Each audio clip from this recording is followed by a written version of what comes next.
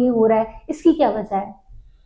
नहीं, देखिए ये हम लोग बोलते हैं इसको कोरोनरी आर्टरी डिजीज या इस्चेमिक हार्ट डिजीज। ये जो हृदय की खून की नाली का ब्लॉकेज का बीमारी है। कोरोनरी आर्टरी मतलब हृदय का नाली, उसमें ब्लॉकेज को कोरोनरी आर्टरी डिजीज बोलते हैं। ये यूजुअली एडल्ट में होना चाहिए, जी। जो 60-70s में होती है, क्योंकि इसके साथ साथ में कोलेस्ट्रॉल वगैरह होती है, वो डिपॉजिट होती है, फिर 60-70s में ये स्टैंडर्ड उस उम्र में होना चाहिए। बट सब कॉन्टिनेंट में, अपना जो एशियन सब कॉन्टिनेंट में ये एक ट्रेंड्स दिखाया गया, जहाँ पे देखते हैं कि 40 इयर्स का नीचे काफ़ी पेशेंट को कोरोनरी आर्टरी डिजीज हो रहा है आजकल। जी। तो इसको बोलते हैं pre mature coronary artery disease. जिनकी हृदय की नाली में ब्लॉकेज 40 साल के नीचे होती है, उसको pre mature coronary artery disease बोलते हैं। अभी कोरोनरी आर्टरी डिजीज क्यों होती है उसका एग्जैक्ट कारण किसी को पता नहीं होती है, बट मोटा मोटा रिस्क फैक्टर क्या है जो एडल्ट में हो रहा है। रिस्क फैक्टर मतलब इसमें, इसको बोलते हैं हम मेटाबॉलिक सिंड्रोम। इसमें 4 पिलर्स होती है। डायबिटीज मेलाइटस, जो मधुमेह लोग बोलते हैं, वो सबसे इंपॉर्टेंट चीज़ है। फिर ब्लड प्रेशर, हाइपरटेंशन, फिर कोलेस्ट्रॉल, डिसलिपिडीमिया, कोलेस्ट्रॉल लेवल ज़्यादा होना है, और ये आपका डायबिटीज़, हाइपरटेंशन और लिपिड वगैरह, डिसलिपिडीमिया, ये तीनों चीज़ मिला के, चारों चीज़ मिला के एक रिस्क फैक्टर को बढ़ाते हैं पेशेंट का। ओबिसिटी, मोटापा, तो ये 4 पिलर होती है। कोलेस्ट्रॉल, मोटापा, ब्लड प्रेशर, हाइपरटेंशन, ये इसको बोलते हैं मेटाबॉलिक सिंड्रोम। अभी इसमें सबसे इम्पोर्टेंट है डायबिटीज़।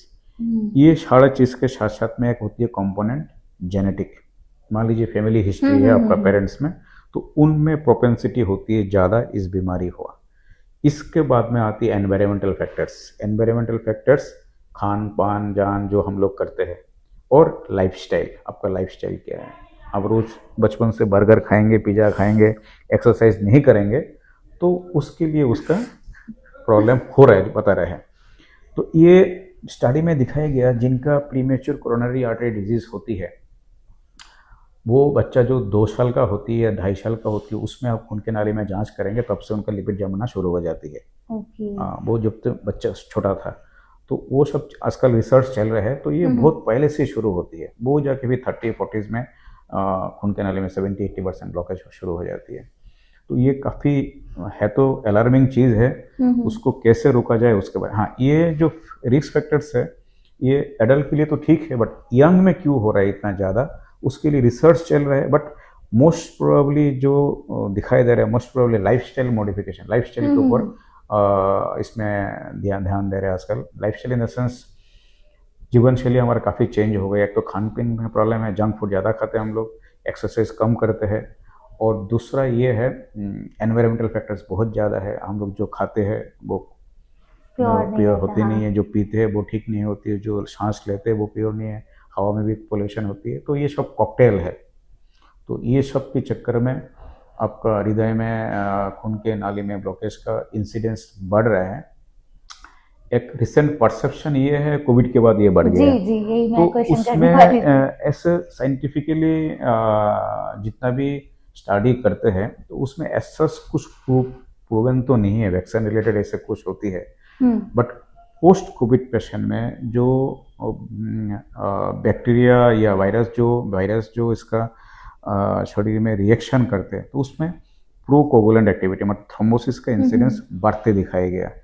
तो ऐसे पेशेंट में हो सकते हैं कोरोनरी थ्रोम्बोसिस। खून के नाली में ब्लॉकेज का जरूरत नहीं है, नॉलेज खून के नाली में थक्का जम सकते हैं बिना ब्लॉकेज में। ब्लॉकेज हो कोलेस्ट्रॉल प्लेक, वो स्टोन है, उसके बावजूद मान लीजिए सडन एकदम हेल्दी पेशेंट है, खून के नाली में ब्लॉकेज नहीं है, लेकिन खून की थक्का जम के नाली को 100% बंद कर दे, तो वो अटैक हो जाएगा। तो कोरोनरी थ्रोम्बोसिस का इंसिडेंस थोड़ा सा बड़ा होगा डेफिनेटली, क्योंकि ये जो पोस्ट कोविड स्टेटस में, इसमें खून की गाढ़ा होने का जो बताया आपने, प्रोकोगुलेंट एक्टिविटी, वो थ्रोम्बोसिस होने का टेंडेंसी बड़ा है शायद। तो कोविड पेशेंट में देखा जिनमें कोविड हुआ है, but this is nothing to do with vaccine. Vaccine से ऐसे कुछ प्रूव हुआ नहीं है डेफिनेटली। दूसरी चीज़ है अवेयरनेस बड़ा है। अभी थोड़ा बहुत तकलीफ होते हैं तो डॉक्टर के पास जाते हैं, आप दिखाते, चेकअप कराते हो, तो आपको पता चलता है भाई खून की नाली में ब्लॉकेज है। तो अवेयरनेस बढ़ने से डायग्नोसिस बढ़ेगा, आपको नंबर दिखाई दे रहा है। पहला अब पता ही नहीं चलता, तो पता चलता हार्ट अटैक में मरा, क्या मरा जी। होगा, तो सडन डेथ होती है लोग। तो अभी क्योंकि अवेयरनेस बढ़े, सब डॉक्टर के पास अप्रोच करते हैं और डायग्नोसिस होती है, फिर पता चलता है भाई हार्ट अटैक से मारा गया। तो पहला भी हुआ होंगे हार्ट अटैक, बट इतना नहीं था। अभी लोग भी, सोशल मीडिया भी हाँ नहीं था हाँ उस हाँ, इतना टाइम। सोशल मीडिया में नहीं था अभी, बट आपने मैसेज किया, सबको दुनिया को पता लग गया हार्ट अटैक हुआ, तो उस टाइम पता भी नहीं चलता। प्लस पॉपुलेशन भी तो काफ़ी है। Thank you so much sir, आपने बहुत सारे क्वेश्चंस इतने क्लियरली मुझे पता चला, मुझे लगता है हमारे व्यूवर्स को पता। सर लास्ट में कोई मैसेज देना चाहेंगे यूथ को, या जो भी बहुत फिट रहने के लिए हम क्या करें अपने हेल्दी? नहीं, हम तो चाहेंगे दो चीज़ें। हाँ। एक तो पब्लिक की मतलब जो है उनके लिए जो है ध्यान पान रखने के लिए। दूसरे, अभी डॉक्टर्स डे है, इस बार डॉक्टर्स डे का जो थीम था, थीम ये था behind the mask caring for care givers. आपको ये जो आपने बताया इस लाइन में क्यों आया, क्या है, वेरी इंपॉर्टेंट चीज़ है। Is very stressful, particularly surgeons life जो होती है, प्लस कार्डियक सर्जन सर्जरी के भी एक पिनाकल्स टाइप का है। इसमें प्रिसिशन, टाइमिंग, डेडिकेशन बहुत इंपॉर्टेंट है, because you deal with death and life every day. जो पेशेंट ठीक हो गया जाए तो वो तो ठीक है, बट जो लॉस होती है वो पेन टू द पेशेंट्स के रिलेटिव भी होती है और डॉक्टर को भी होती है। वो इस काफ़ी हाई वोल्टेज वाला ब्रांच होती है इसमें। तो इसमें केयरिंग फॉर केयर गिवर्स होती है, केयर गिवर्स को भी आपका ध्यान रखना चाहिए। ये दिखाया गया, एवरेज जो लाइफ एक्सपेक्टेंसी होती है इंडिया में एटलीस्ट 10 ईयर्स कम होती है डॉक्टर्स का in comparison to general population का। तो स्ट्रेस लेवल्स ज़बरदस्त है, ये कोई देखते नहीं है। क्योंकि आप भाई पेशेंट तो रो रहा है, डॉक्टर कहाँ रोएगा, तो उनको तो दिन रात ये सब झेलना पड़ता है। तो लाइफस्टाइल काफ़ी पुअर होती है। एक तो उन डॉक्टर्स का स्लीपलेस नाइट्स होती है, डाइट ठीक नहीं होती है, स्ट्रेस लेवल ज़्यादा होती है। जब स्ट्रेस को निगोशिएट करने के लिए लोग कुछ ना कुछ फिर स्मोकिंग फोकिंग शुरू कर देते हैं, अल्कोहल लेते हैं, तो वो सब चीज़ें उसका एक टोल होती है। So at least doctors live 10 years less than normal people. तो ये सब चीज़ ठीक नहीं है। डॉक्टर्स को भी स्ट्रेस रिलीव करने के लिए अपना तरीका निकालना चाहिए। सोसाइटी को भी रेस्पॉन्सिबल होना चाहिए, हर चीज़ डॉक्टर के ऊपर ब्लेम नहीं करना चाहिए। पेशेंट खराब हो गया तो आपने मार दिया, ये सब चीज़ काफ़ी होती है, नहीं होना चाहिए। They should understand nobody wants to kill their patients. तो ये सब चीज़ में ध्यान रखना चाहिए। तो डॉक्टर्स के लिए ये please take care of your health also. If you take care of your health you can give your maximum to the society. एक तो ये हो गया। दूसरा, कॉमन पीपल के लिए सबसे मोस्ट इम्पॉर्टेंट चीज़ है डिसिप्लिन। सो डिसिप्लिन हमें even I think starts from home only. जब से हम लोग पैदा हुआ तभी घर में पेरेंट्स को, बच्चे लोग को एक पॉजिटिव कल्चर में लग के एक पॉजिटिव क्वालिटीज़ डिसिप्लिन इनकलकुलेट करना चाहिए कैरेक्टर में, regarding good food habit, regarding exercise and ये सब करेंगे और डिसिप्लिन में चलेंगे तो ये सारी जो मेडिकल प्रॉब्लम्स में धीरे धीरे कम होगा।